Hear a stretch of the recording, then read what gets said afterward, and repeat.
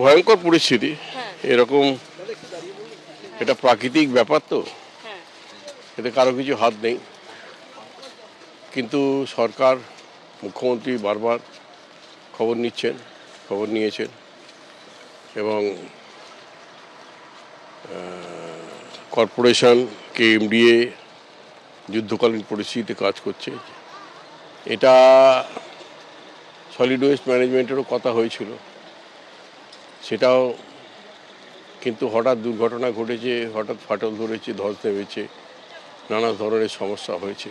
কিছুক্ষণের মধ্যেই যদিও নিজের বয়ান বদল করলেন মন্ত্রী অরূপ রায়। তিনি বললেন মানুষের জন্য কাজ করতে গিয়েই এই বিভ্রাট।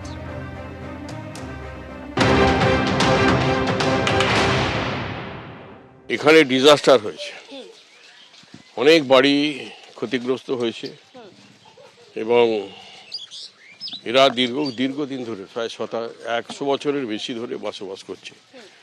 এটা মানুষের কাজ করতে গিয়েই দুর্যোগটা হয়েছে। এখন সেখানে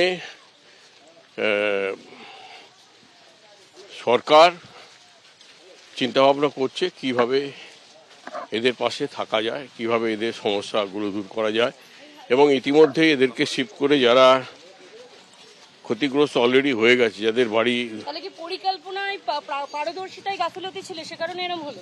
না, এই ধরনের আপনি আমাকে প্রশ্ন করবেন না, আমি উত্তর দিতে পারবো না আপনাকে।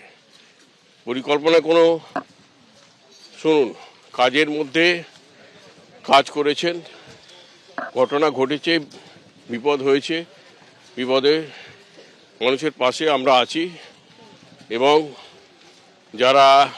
যারা ক্ষতিগ্রস্ত হয়েছে, যাদের বাড়ি মানে প্রায় ডিস্ট্রয় হয়ে গেছে, তাদেরকে তুলে নিয়ে গিয়ে শিফট করে অন্য জায়গায় রাখা হয়েছে।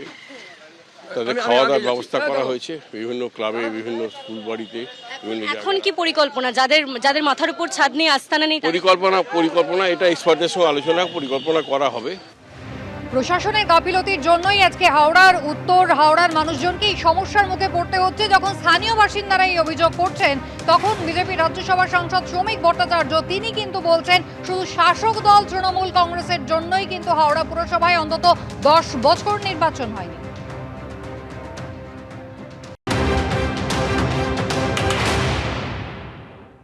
অরূপ রায় দলকে বাঁচাতে চাইছেন, পরিস্থিতির বাধ্যবাধকতায় উনি এই বিবৃতি দিচ্ছেন। আজকে 1 দশকের বেশি সময় ধরে হাওড়া কর্পোরেশনের নির্বাচন নেই, সেখানে কোনো কাউন্সিলর নেই, সেখানে বোর্ড নেই, প্রশাসন সম্পূর্ণভাবে ভেঙে পড়েছে। এর জন্য দায়ী হচ্ছে তৃণমূল কংগ্রেসের রাজনীতি। অবৈজ্ঞানিকভাবে বালি মিউনিসিপ্যালিটিকে হাওড়া কর্পোরেশনের সঙ্গে যুক্ত করতে গিয়েছিল, তারপর নিজেরাই সেখান থেকে বিচ্ছেদ চেয়েছে। এই সামগ্রিক জটে আজকে হাওড়ার মানুষের এই চরম দুর্ভোগের শিকার হতে হচ্ছে।